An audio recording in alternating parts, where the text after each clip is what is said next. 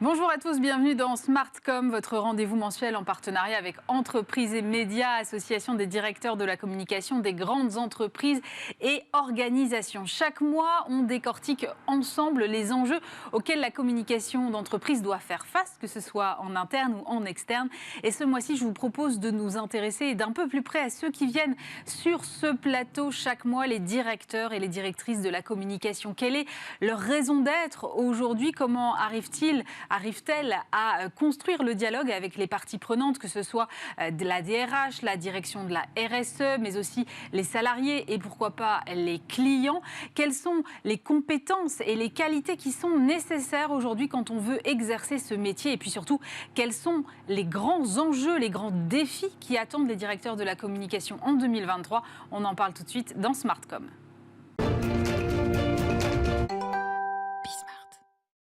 Et pour parler de ce sujet, j'ai le plaisir de recevoir sur ce plateau Cécile Canet-Teil, directrice de la communication du groupe Plastic Omnium. Bonjour. Bonjour. À vos côtés, Laurence Pernaut, directrice de la communication du groupe Saint-Gobain. Bonjour. Bonjour. Et Marie-Aude Dubanchet, directrice de la communication du groupe La Poste. Pour commencer cette émission, je voudrais emprunter à un DIRCOM que je connais bien, qui s'appelle Frédéric Fougerat, ces mots. La com est un métier. J'imagine évidemment que vous allez toutes me dire que vous partagez cet avis. Je serais surprise du contraire, mais est-ce que parfois vous avez quand même le sentiment que la com n'est pas considérée comme telle, Marie-Aude, par exemple? La com a un petit passé, on va dire, un passé avec une image parfois un peu paillette, des relations publiques dans l'ancien temps. Tiens, je fais un cocktail. Alors, c'est vrai, c'est un passé qui est un peu lourd dans le métier, qui parfois peut nous irriter, nous les DIRCOM, mais je crois qu'aujourd'hui, profondément, la fonction communication est reconnue comme stratégique pour les entreprises. Et je pense notamment que post-Covid, la communication a montré profondément son utilité, le besoin d'avoir des gens qui savent dire les choses, avoir des messages pédagogiques aux bonnes cibles, au bon moment. Donc on est sorti, je pense, plutôt grandi de cette période malheureusement triste, mais efficace pour le métier. Laurence, vous n'entendez plus jamais la petite phrase « de toute façon, c'est que de la com » ? Alors pas du tout. Moi, je suis intimement convaincue qu'effectivement, la communication est reconnue d'utilité publique dans l'entreprise. Pour preuve, elle rapporte très souvent à la direction générale ou à la présidence direction générale. Et elle est au COMEX. En tout cas, c'est le cas chez Saint-Gobain. Donc c'est bien la preuve de son utilité et de son côté stratégique, je dirais, d'être au plus près, effectivement, de la stratégie de l'entreprise pour pouvoir la traduire en enjeux de communication et accompagner les ambitions de l'entreprise. Donc pour moi, oui, définitivement, c'est utile et reconnu comme tel. En revanche, le côté plus frustrant, et je suis d'accord avec Marie-Aude, le côté plus frustrant parfois, c'est qu'on n'en fait jamais assez. Voilà. C'est vrai. On a l'impression d'être partout, d'être sur tout, de faire tout pour tout le monde. Et à côté de ça, le système ou l'écosystème ne nous renvoie que du pas assez, ou du trop peu, ou du mais que fait la com. Et ça, pour le coup, ça peut être assez frustrant. Mais l'utilité, elle est claire. Cécile, vous aussi, vous avez l'impression qu'on vous dit tout le temps que vous n'en faites pas assez? Oui, c'est absolument. Oui. Mais c'est aussi une incitation à progresser en permanence, à faire énormément de choses pour l'entreprise.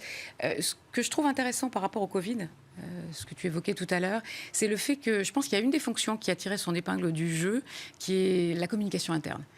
Dans les entreprises, ça n'était pas jusqu'à présent, je dirais, une fonction particulièrement reconnue d'utilité publique. C'est un peu le parent pauvre. Je pense véritablement que c'est une fonction qui a gagné ses lettres de noblesse ces dernières années. Mais je vous rejoins, ça fait d'ailleurs beaucoup de bien de vous entendre dire ce que vous dites. Je me sens moins seule. Marie-Aude, est-ce que vous pensez qu'il y a une méconnaissance peut-être du métier qui explique un peu toutes ces critiques ou la façon dont ça a été vu, en tout cas pendant un certain temps, peut-être parce que vous êtes aussi des femmes et des hommes plutôt de l'ombre habituellement et rarement à vous mettre en avant? Absolument, on est par définition des personnages de l'ombre, puisque notre métier, c'est de mettre les autres en lumière, à commencer par notre entreprise, bien sûr, et puis ses acteurs, et notamment la communication interne. Je rejoins vraiment ce que tu dis, c'est très important, et c'est toute l'idée de symétrie des attentions, par exemple, et donc la prise en compte vraiment de la communication interne versus l'externe a vraiment beaucoup progressé ces derniers temps, et je pense que c'est heureux. Je pense aussi que la com, de ce point de vue, pour répondre à la question, c'est un métier qui est très méconnu, en fait. D'abord, c'est un métier qui est très technique. C'est que de la com, on l'entend tous beaucoup, l'impression comme ça que c'est un espèce de truc facile, en fait. Voilà, comme les émissions de télé, quoi. On parle, c'est simple, caméra, c'est facile. En fait, non, c'est très technique et c'est de plus en plus technique à tous égards. D'abord, le monde s'est incroyablement complexifié. Les opinions sont totalement archipélisées, beaucoup plus difficiles à lire, à comprendre, à interpréter. Les techniques, très basiquement, les canaux, les techniques de communication ont beaucoup évolué. Donc, notre métier est devenu très, très technique. C'est un métier d'expert. Enfin, moi, je le revendique aussi. D'utilité publique, c'est certain. Et aussi un métier d'expert. Et qui, effectivement, n'est peut-être pas assez connu. Mais est-ce que c'est important d'être connu, finalement, de ce point de vue-là? Je ne suis pas sûre. Cécile, vous rejoignez ce que dit Marie-Aude sur le côté technique. Vous avez l'impression que depuis que vous exercez, on est monté en technicité? Alors, il y a différents aspects techniques. Je pense que le premier, c'est de savoir écrire. C'est vrai que c'est quand même un métier où on produit énormément de contenu, mais pour qu'un contenu soit pertinent et impactant, il faut qu'il s'adresse à une cible. Et je pense que ce rapport permanent que nous avons à l'intérieur de l'entreprise avec nos clients internes qui nous disent voilà le message que je souhaiterais faire passer, notre rôle à nous, c'est toujours de dire mais à qui veux-tu t'adresser et de ciseler le message en fonction de l'auditoire. Ça peut paraître simple, mais ça amène à changer complètement souvent la perspective. Donc oui, là je vous rejoins complètement, c'est un véritable métier où il faut être percutant en s'adressant à une cible en priorité. Quelles sont les autres qualités ou les autres compétences, parce que c'est deux choses qui sont différentes selon vous, Laurence, pour exercer votre métier aujourd'hui? Je pense qu'il nous faut d'abord une capacité d'écoute pour bien comprendre les enjeux et les ambitions de l'entreprise. Du sens politique, pour justement savoir du sens politique et du sens stratégique, pour digérer ou en tout cas intégrer l'ensemble de ces enjeux dans une stratégie de communication pertinente et capacité aussi d'influence et à créer des contenus, mais sur le métier même, on parle d'un métier, mais ce sont des métiers, c'est une multitude d'expertises, la communication. C'est ça qui rend le métier plus compliqué. Il faut connaître les médias, il faut connaître la gestion de crise, il faut connaître la marque. Tout ça n'est pas inné, ce sont des métiers qu'il faut agréger dans une stratégie cohérente. Mais en tout cas, pour répondre à votre question, vraiment, sens capacité d'écoute, c'est vraiment important, sens stratégique, sens politique, capacité d'influence et capacité à créer des contenus pertinents. J'entends ce que vous dites. C'est vrai qu'il y a beaucoup de volets dans la communication d'entreprise. Il y a effectivement la com interne, la com externe, la com de crise, la parole du dirigeant derrière laquelle vous êtes, mesdames, bien souvent. Et il y a la com produit, la marque employeur. Marie-Aude, comment est-ce qu'on arrive à rassembler et à faire un message cohérent sur tous ces volets à la fois? D'abord, très bien connaître son entreprise et être au cœur, effectivement, de la stratégie, c'est absolument clé, c'est ce que Laurence disait. Si on n'est pas complètement arrimé à la stratégie et donc capable de très très bien connaître son entreprise, d'en être finalement le premier fan et de connaître vraiment tous les rouages. Alors, dans mon cas, pour la Poste, ça demande quelques années, je ne vous cache pas. Oui, c'est un gros vaisseau quand même. Très grande maison, voilà. Donc, il faut vraiment avoir cette connaissance très fine de l'entreprise et de sa stratégie pour pouvoir être un espèce de chef d'orchestre. Finalement, c'est un peu la fonction que vous décrivez les uns les autres. C'est faire jouer toutes ces partitions qui sont parfois différentes, parfois même cacophoniques entre elles, et arriver à donner effectivement le sens.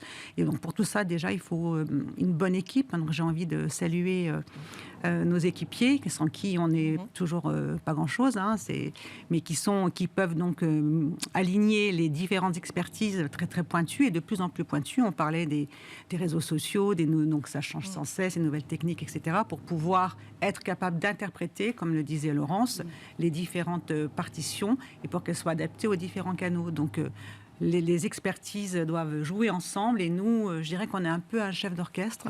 Et pour rajouter un petit quelque chose, vous parliez des qualités, je dirais quand même qu'il faut aussi un peu d'intuition dans ce métier. Enfin, c'est ce que je pense. Vous êtes d'accord? Oui.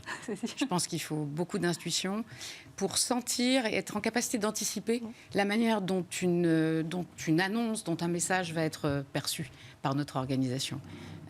C'est aussi la valeur que nous amenons, même à l'intérieur d'un CODIR, qui va être de dire, par rapport à telle décision, le tempo est aussi très important, c'est-à-dire est-ce que le message va passer, la manière dont on souhaite le communiquer, est-ce que le pourquoi va être clairement compris. Je pense qu'il faut aussi amener l'explication, la pédagogie derrière nos décisions, et le tempo, bien être vigilant sur le moment où nous allons communiquer, parce qu'il se passe énormément de choses autour de nous, et une décision qui peut sembler tout à fait, je dirais, neutre, peut prendre une couleur très différente parce que l'actualité va faire évoluer la perception ou va mettre un point de focus sur notre information. Donc oui, je pense que c'est tout ça, c'est l'orchestration. Je pense vraiment, nous sommes des chefs d'orchestre des discours de l'organisation qui sont plus puissants quand on les aligne. Et puis on maîtrise aussi cette dimension du tempo qui est des vrais chefs d'orchestre. Qui est clé. Comment est-ce que vous interagissez avec les autres fonctions qui peuvent être aussi au CODIR? Je pense notamment au RH ou à la direction de la RSE, Cécile, parce que c'est vrai qu'à chaque fois que je reçois les directeurs de la communication, j'ai l'impression que vraiment les sujets en ce moment, c'est vraiment tout ce qui touche à la RSE, tout ce qui touche à la marque employeur aussi, aux valeurs de l'entreprise. Et donc c'est très lié aux deux autres fonctions qui sont la DRH et la direction de la RSE. Je pense que chacun amène sa part, sa contribution. En tous les cas, chez Plastic Omnium, c'est un dialogue extrêmement serein. La marque employeur, par exemple, va se nourrir. C'est la RH qui définit la roadmap, en fait, sa feuille de route, de recrutement, quels sont les talents qu'on cherche à attirer. Et par rapport à leurs besoins, nous, direction de la communication, on va travailler avec eux sous l'angle de la marque, sur quel réseau, sur quel message, quelle plateforme, quel contenu. On les accompagne dans cette partie-là. Sur la partie développement durable, on va un peu plus loin aujourd'hui, parce que c'est même quasiment intrinsèque à la stratégie des entreprises. Ouais. Donc c'est vraiment porter un discours, accompagner le discours stratégique de l'entreprise, que de mettre en valeur tout ce qui se passe en matière de développement durable, en essayant d'éviter un écueil, peut-être, qui est l'écueil d'un discours qui est très, je dirais, qui est très normé et qui n'est pas toujours facile de communiquer auprès de publics très larges et très divers comme sont les nôtres. Laurence, je me disais, en préparant cette émission, c'est vrai que c'est des sujets, la RSE ou la marque employeur, qu'on entendait assez peu il y a ne serait-ce que 5, 10, 15 ans. Donc, de quelle manière ça a transformé la façon dont vous faites votre métier? Est-ce que vous avez l'impression qu'aujourd'hui, vous avez un périmètre qui est encore plus large qu'il y a quelques années, par exemple? Non, pas du tout. Ce que dit Cécile est très important, c'est qu'aujourd'hui, effectivement, la RSE est souvent partie intégrante du business model, en fait, du modèle d'affaires de l'entreprise. Donc cette communication autour de la RSE, c'est notre fil rouge. En fait, pour raconter les ambitions et la stratégie de l'entreprise. C'est vraiment un fil rouge. Donc, évidemment, on va pouvoir pousser un certain nombre de sujets inhérents à la RSE pour valoriser nos engagements climat, /carbone, pour valoriser nos engagements sur l'économie circulaire, pour valoriser nos enjeux de diversité et d'inclusion. Mais c'est vraiment totalement intégré au modèle d'affaires. Donc finalement, je ne dirais pas que ça a modifié radicalement notre façon de communiquer. Marie-Aude, votre avis, vous, là-dessus? Oui, la RSE n'est pas un sujet. Ce n'est pas un sujet de plus, ce n'est pas un sujet de com. C'est une manière d'être et de penser ce que nous faisons qui est complètement intégrée, puisqu'on est tous totalement liés à ces sujets de manière très identitaire pratiquement. Ça a intégré la stratégie et donc c'est pas un sujet de plus et c'est souvent un écueil que moi j'essaye d'éviter. C'est pas un sujet de communication, la RSE en soi, mais par contre ça doit nourrir tout ce qu'on fait et je crois que c'est le cas dans des groupes très impliqués comme les nôtres. Donc ça a pris sa place de manière assez naturelle. Les RH, je crois que c'est vraiment la coopération en fait qui illustre la manière de travailler. C'est un lien, en tout cas chez nous, à la Poste, c'est un lien très étroit et c'est vraiment un lien de coopération où on travaille les sujets ensemble, oui, d'une manière très harmonieuse, sans difficulté particulière. Au contraire, on a besoin les uns des autres et on est là pour les aider et sans eux, on a besoin d'eux aussi. Et ça, si je peux me permettre, oui, c'est très important parce que c'est vrai qu'on est aussi au service de... Bien sûr, on porte la stratégie de communication du groupe, mais on a aussi une mission de conseil auprès des autres départements pour rebondir sur votre question, on parle de la direction du marketing, de la RH, de la direction industrielle, par exemple, dans un groupe industriel comme le mien. Mais c'est important parce que c'est vrai qu'on a tendance à l'oublier. C'est pour ça aussi qu'on est un peu partout, parfois. Mais cette mission de conseil, elle demeure et elle doit demeurer. On est une organisation de service aussi, au service des autres départements de l'organisation. Vous le voyez comme ça aussi, Cécile? Oui. Vous êtes au service de... Nous sommes au service d'eux. Et ce que tu évoquais tout à l'heure dans le fait que ces fonctions ont des attentes de plus en plus fortes, je peux l'observer chez Plastic Omnium, ces fonctions, l'innovation, le développement durable, la RH, ont énormément de sujets à partager avec leurs différentes parties prenantes, donc elles se tournent vers nous. C'est trouver le bon équilibre, avec des équipes qui sont souvent très restreintes, trouver le bon équilibre pour arriver à les accompagner au mieux. Et je pense qu'on cherche aussi dans l'impact de la communication à faire quelques coups de temps en temps, à arriver à réussir sur quelques sujets, à vraiment développer la notoriété du groupe sur un ou deux sujets clés et qui nous accompagnent, en fait, qui nous aident énormément vis-à-vis de nos parties prenantes. Vouloir faire toute l'année, tous les jours, un excellent service, enfin leur fournir un excellent service, on sait très bien que c'est très compliqué. Nos équipes ne sont pas taillées pour cette course-là. Mais arriver à identifier les quelques sujets à impact, c'est à mon avis là qu'on nous attend le plus. Et justement, comment vous le mesurez, cet impact, Cécile? Alors, on le mesure. Aujourd'hui, on a Un vaste sujet. Oui. J'en étais sûre.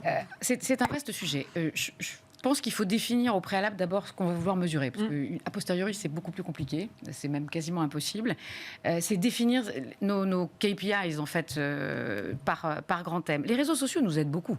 Ils nous donnent des moyens que nous n'avions pas. Il y a beaucoup de data à récupérer. On peut évaluer l'engagement, on peut mesurer qu'est-ce qui marche. Enfin, moi, j'ai toute une équipe qui analyse de façon extrêmement fine si une vidéo fonctionne mieux qu'un post, dans quelles circonstances, etc. Donc, on a la capacité à mesurer. Vis-à-vis de l'interne, on a des KPIs, on va dire, beaucoup plus qualitatifs, qui nous permettent, en fonction des réactions de l'organisation, de savoir si on a réussi notre coup, entre guillemets, ou pas. Et puis, bien évidemment, les médias sont aussi, la part de voix dans les médias sont une façon de mesurer notre efficacité. Donc, je trouve qu'on a de plus en plus d'outils qui nous permettent de voir si ce que nous faisons est efficace ou pas. Vous êtes interrogée beaucoup, Laurence, sur les KPI, justement, sur l'impact de vos actions de communication, par votre direction, par exemple? Oui, bien sûr. Quand on essaye de vendre nos budgets à la hausse chaque année, on a intérêt quand même à pouvoir les justifier. Bien sûr, il y a la qualité même de la stratégie et du plan d'action associé, mais il y a aussi des indicateurs de mesure d'image. Quand vous faites une campagne, c'est quasi systématique. Perception aussi de l'ensemble de l'écosystème interne, de nos magazines internes, de nos sites internet. Et il y a à la fois des indicateurs qualitatifs et quantitatifs. Non, ça, je pense que c'est vraiment intégré aujourd'hui dans les directions de la communication. C'est vrai que ce n'est pas toujours facile, hein, mais aujourd'hui, des indicateurs, si on veut vraiment mesurer la pertinence de sa communication, oui, il y a des indicateurs qui existent aujourd'hui, qui sont fiables. Oui. Mais Marie Aude, moi, je vous rejoins sur ce que vous disiez tout à l'heure. Vous parliez d'un métier qui est de plus en plus technique. Effectivement, quand on rentre dans ce niveau d'analyse de data, là, on perçoit la technicité du métier. Oui. Et en rebond, j'ai envie de signaler aussi que on a des KPI, on a des outils de mesure, donc c'est pas facile, mais on peut mesurer des actions qui sont proactives. Je sais ce que je veux faire, donc je mesure, j'ai un objectif et donc je regarde où je suis par rapport à mon objectif. Et puis après, notre métier est un peu... c'est pas vraiment une science exacte et parfois il nous arrive un tas de trucs qu'on n'a pas forcément prévus. Voilà. Enfin, en tout cas, moi je suis dans un très grand groupe, La Poste, 250 000 collaborateurs, 17 000 points de contact. Enfin, les chiffres donnent vite le tournis. Et donc du coup, avec des missions de service public et donc une forte sensibilité. Et quand on est une entreprise très très sensible, très ancrée dans le quotidien des Français. il m'arrive un tas de trucs en tant que DIRCOM. Mais par que je ne exemple, pouvais on a pas envie de prévoir. savoir. Par exemple, Il peut quoi se passer plein de choses quand on est dans la vie des gens. Donc les actions, d'abord on les gère et puis après on regarde les traces qu'elles ont laissées. Ce que je veux dire, c'est qu'il y a à la fois les traces par action qui sont peut-être les plus faciles à piloter. Et puis après, il y a être capable de regarder l'ensemble de ce que l'on a fait, de ce que l'on a dû faire et puis mesurer tout ça. Et voilà, ça dépend vraiment du degré de sensibilité de l'entreprise. Et ce qui nous arrive en entrant, c'est plus difficile à mesurer. Ça laisse des traces qui sont plus longues. Donc là, c'est les études, les baromètres, etc., quoi. Mais là, c'est plus difficile à mesurer en instantané qu'une action. Voilà. Après, il y a des tendances. Hein. C'est vrai qu'on n'est pas forcément sur des indicateurs très précis, mais ça nous donne une tendance. Voilà. Donc, il faut aussi savoir le prendre comme ça. Je pense que les nouvelles technologies vont aussi beaucoup nous aider. Il y a toute une dimension qualitative qu'il est toujours difficile d'évaluer pour nous. Quel est le contenu de l'image que l'on projette, c'est-à-dire dans les différents messages, dans tout ce qui se dit ou s'écrit à propos d'une entreprise. Et je pense que là, pour le coup, l'intelligence artificielle, la data, peuvent nous aider de plus en plus à évaluer quels sont les messages, les mots positifs, les mots négatifs sur différents sujets pour nous aider à arbitrer et à faire des choix. Donc je pense que ces technologies vont à l'avenir de plus en plus nous aider. Puisqu'on parle des nouvelles technologies et des réseaux sociaux, je me posais la question, Laurence, est-ce que vous considérez un peu comme une sorte de créateur de contenu ? Alors, créateur de contenu, oui, mais ce n'est pas que pour les réseaux sociaux. Évidemment, créateur de contenu qu'on va véhiculer vers une multitude de canaux qu'on veut justement souvent innovants, différenciants, ou en tout cas en ligne avec l'image qu'on veut donner de l'entreprise. Sur les réseaux sociaux, on parlait tout à l'heure en préparant cette émission, on parlait d'influenceurs. Est-ce qu'un DIRCOM est un influenceur ? C'est une bonne question. Alors, moi je dis non, pour moi en tout cas, je ne suis pas une influenceuse, mais en revanche, on considère que les collaborateurs le sont, d'où la création d'un réseau d'ambassadeurs internes, à la fois français et à l'international, qui vont être les diffuseurs, en fait, et qui vont diffuser l'ensemble de ces contenus, les commenter, les enrichir, etc. Et ils sont... Je trouve, moi en tout cas c'est mon avis, hein, j'ai des collègues qui eux sont très engagés, je les respecte tout à fait, mais c'est vrai que je trouve que la parole du collaborateur est beaucoup plus crédible encore que le DIRCOM, dont c'est le métier finalement et qui est un peu payé pour faire la promotion de l'entreprise. Donc influenceur pour moi, non, mais qu'il soit un créateur d'influence, définitivement oui. Mario, tout à l'heure, on parlait de ces métiers de l'ombre. Il y a un domaine où finalement vous n'apparaissez pas, vous êtes vraiment tout à fait derrière, c'est la parole du dirigeant. Comment est-ce que vous vous considérez ? Est-ce que vous êtes une sorte d'éminence grise, une plume, un coach ? Quel est le bon qualitatif ? Tout dépend de son patron. Je pense qu'il y a des patrons qui ont besoin des trois à la fois. Ouais. Il y en a qui en ont besoin de pas grand-chose. Il y en a qui sont très bons et qui ont un style. Enfin, moi, je pense qu'on n'est jamais aussi bon que quand on est sincère et que quand on est soi-même. Je trouve qu'un discours n'est jamais aussi bon que quand il est écrit par celui qui le prononce vraiment. Moi, j'ai la chance d'avoir un patron qui est incroyable en termes d'expression, et incroyable tout court d'ailleurs, bien sûr, mais en plus en termes d'expression, un porte-parole un peu magique, c'est-à-dire qu'on n'écrit rien, voilà, il sait exactement ce qu'il a à dire, donc on parle, on échange, on prépare, on fait du ping-pong. Mais c'est lui qui sait exactement ce qu'il veut dire et qui le dit comme il le souhaite. Et de manière générale, parce qu'on ne prépare pas que son patron, on prépare un peu tous les porte-paroles de l'entreprise à des expressions. Le DIRCOM doit vraiment s'adapter. C'est vraiment l'adaptation. Je crois que c'est un maître mot de notre métier. Il faut s'adapter non seulement à ce que l'on veut faire, donc à son objectif, mais à qui le porte. Et donc, on ne prépare pas un dirigeant une prise de parole de la même façon, jamais. Jamais. On s'adapte à qui il est, à ses capacités, à ce qu'il peut faire, à ce qu'il veut faire. Et on essaye de faire en sorte qu'il soit le meilleur possible avec ce qu'il est, ce qu'il a et ses objectifs. Cécile, comment ça se passe chez Plastic Omnium ? De la même manière, très bien. Je pense que ce qui est vraiment déterminant, c'est de créer une relation de confiance avec son CEO. Et de cette relation de confiance, va naître une capacité à un dialogue très nourri, très sincère, très honnête, qui permet d'aider en fait à comprendre quels sont potentiellement les points sur lesquels le CEO a le plus besoin de support de notre part. C'est pas forcément exprimé d'ailleurs. Je trouve que cette relation de confiance, elle est clé pour un directeur de la communication efficace en fait. Elle est centrale. Enfin, une fonction communication ne peut pas fonctionner si la confiance n'est pas totale avec le patron et son comex. Vraiment, c'est clé. Il faut pouvoir dire telle décision risque d'être comprise de telle façon. Il faut avoir ce dialogue sincère, honnête. Quitte à dire les choses qui fâchent un peu le patron. Exactement. Bien sûr. Non, et d'ailleurs, je ne sais pas si c'est votre cas, mais en tous les cas, dans mon cas, mais c'est attendu. C'est attendu. Exactement. Ce qui est attendu, c'est de parler du réel. En tout cas, ce qu'il faut retenir, c'est qu'on ne communique jamais la fleur au fusil. Voilà. Et on se prépare. On se prépare. Non, mais c'est extrêmement sérieux important de le dire. Merci de le dire. Parce que c'est vrai que la moindre faute, surtout dans ce monde de l'instantanéité avec les réseaux sociaux, peut partir en vrille très vite et de façon très sérieuse. Donc, on se prépare. Voilà. De même qu'on ne va pas donner une interview sans se préparer. La communication en général, c'est exactement la même chose. Pour finir, il nous reste un peu plus de 2 minutes. Quels sont les défis que vous identifiez pour votre profession, Laurence, cette année, par exemple?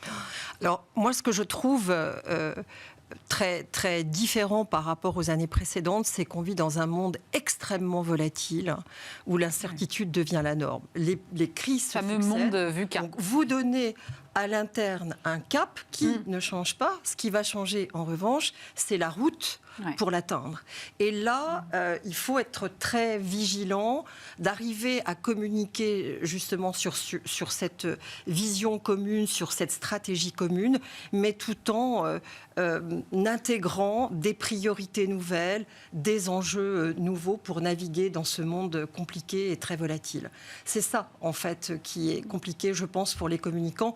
Je ne sais pas si c'est pour 2023, je pense que c'est pour 2023 et sans doute les suivantes. Mais ce monde, effectivement, qui va très vite et qui est très, très changeant en permanence, crée quand même de nouveaux challenges, de nouveaux défis pour les communicants. Marie-Aude. Ouais, je partage absolument ce point. J'allais parler, moi, de l'archipélisation de l'opinion. Elle devient multiforme, changeante. Le temps de la comprendre. D'abord, il n'y a pas qu'une opinion, il y a de multiples opinions et c'est extrêmement difficile. Donc, à qui on s'adresse, comment nos messages tombent, c'est très difficile. Tout à l'heure, vous parliez de l'IA. Moi, je me dis que dans nos métiers, le sujet de l'IA, c'est pas forcément que du bonheur ou que de l'aide. On parlait de contenu. Donc, quand on a tous essayé 10 fois ChatGPT et voilà, on a tous regardé ce que Bard allait nous apporter ou pas. Le sujet de production de contenu, effectivement, et puis d'accès aussi à l'information. C'est vraiment des sujets qui sont des défis pour nos métiers, je crois. Hein. Tout à fait. Et Cécile, vos défis pour 2023 ? Bon, oui, les nouvelles technologies restent un défi. Les plateformes aussi qui se multiplient sont un vrai défi parce qu'on ne peut pas parler sur toutes les plateformes de la même manière. Ce que tu évoquais tout à l'heure qui est très juste, c'est dans le fait que nous avons une obligation, en fait, d'un discours relativement normé, là où on attend de nous un ton de voix différent. Et ça, c'est une des difficultés, je pense, de notre métier, d'arriver à identifier le ton de voix qui va nous rendre impactant, simple, direct, pour qu'on n'entende pas le fameux « c'est de la com ». Ça, c'est je pense, un de nos gros enjeux. Merci à toutes les trois d'être venues sur ce plateau. Cécile Canet-Taille, directrice de la communication du groupe Plastic Omnium, Laurence Pernaut, directrice de la communication du groupe Saint-Gobain et Marie-Aude Dubanchet, directrice de la communication du groupe La Poste. On se retrouve bien sûr le mois prochain pour un nouveau numéro de Smartcom.